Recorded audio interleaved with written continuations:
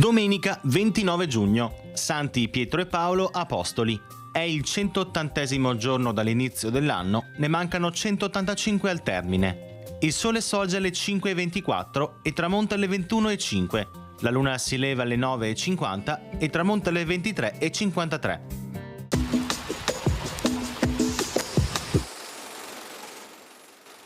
A Belluno, verso le ore 5 del mattino, si fa sentire una fortissima scossa di terremoto che dura circa 15 secondi.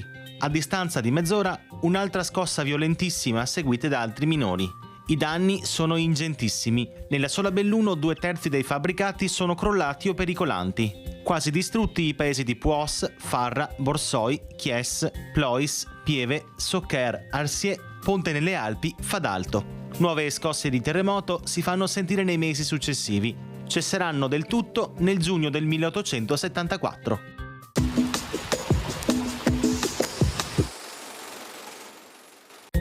Le previsioni per domani. In pianura sereno o poco nuvoloso. Sulle zone montane tratti di nuvolosità variabili, a tratti consistente. Dalle ore centrali saranno probabili rovesci e temporali sparsi in montagna, specie sulle Dolomiti. Temperature stazionarie, salvo massime in lieve calo in montagna. Venti in quota deboli da ovest-nord-ovest, in pianura deboli da est.